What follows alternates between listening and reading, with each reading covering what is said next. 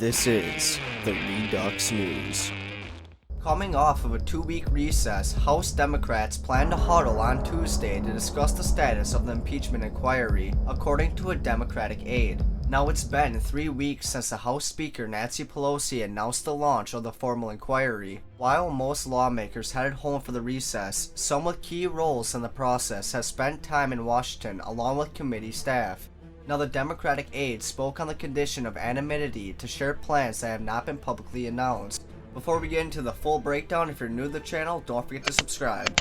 Now, Hunter Biden conceded in a television interview that aired Tuesday that it might have been a mistake to serve on the board of a Ukrainian gas company while his father was vice president, but he insisted that he did not have an ethical lapse. Now, Hunter Biden, whose tenure on the company Burisma Holdings began in 2014, he said he did not foresee that his work would become central to a political controversy. Now, Trump and Giuliani have pressed the idea that Joe Biden's efforts as vice president to remove a Ukrainian prosecutor was tied to the fact that he had examined the company. Now, Hunter Biden said, "What I regret is not taking into account that there would be a Rudy Giuliani and a president of the United States that would be listening to this. This is a ridiculous conspiracy idea, which has been completely debunked by everyone." He also added, "I gave a hook to some very unethical people to act in illegal ways to try to do some harm to my father. That's where I made the mistake." End quote.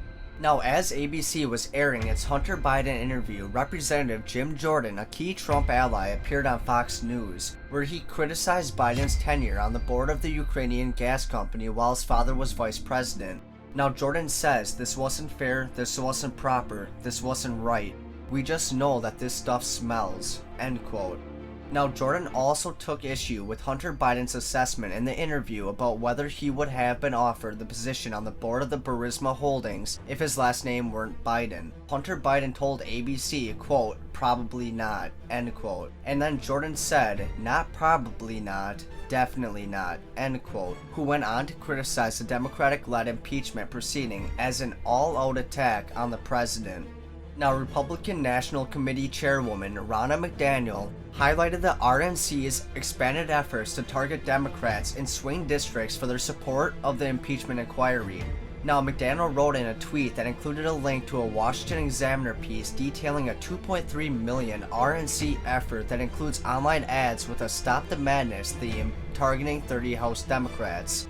Now, what the tweet said was, quote, "Democrats in Congress are hiding their baseless impeachment hearings behind closed doors, but they can't hide from their constituents." George Conway, the husband of White House counselor Kellyanne Conway, pushed back against Trump and fellow Republicans, who have expressed alarm in recent days that Democrats may not seek testimony from the whistleblower whose complaint sparked the impeachment inquiry.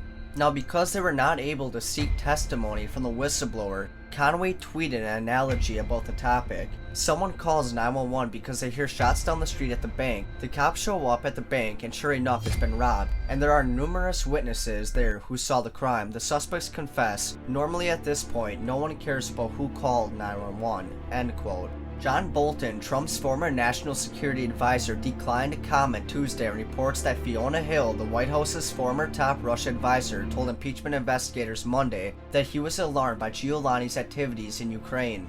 Now, Fiona Hill testified behind closed doors Monday that Bolton was furious over Giuliani's politically motivated activities in Ukraine, according to two officials familiar with her testimony. She recounted how Bolton likened the former New York mayor to a hand grenade who's going to blow up everybody. One of these people said after Bolton learned about Giuliani's Ukraine campaign.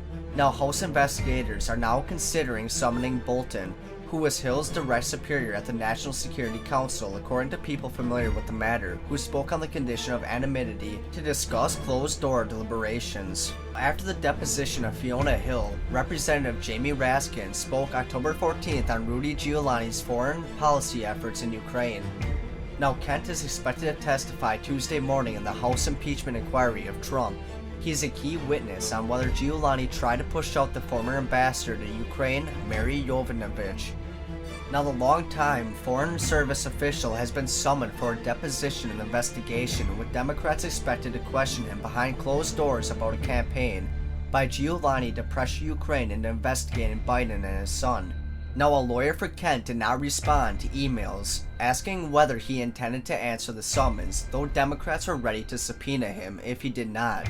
Now, Giuliani accused Yovanovitch and Kent, formerly the number 2 ranking diplomat at the US Embassy in Ukraine, of trying to protect the Bidens from an investigation by the Ukrainian prosecutors.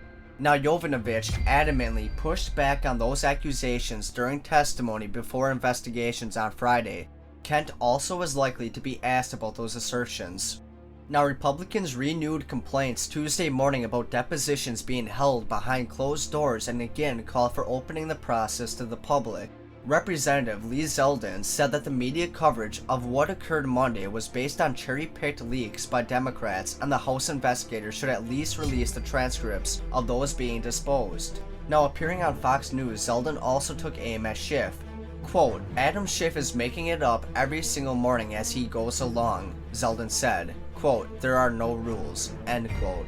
Now, President Trump took to Twitter on Tuesday morning to complain that witnesses in the impeachment inquiry are being deposed behind closed doors.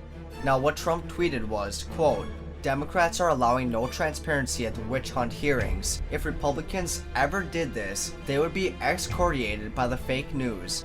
Let the facts come out of the charade of people, most of whom I do not know, they are interviewing for 9 hours each, not selective leaks," end quote.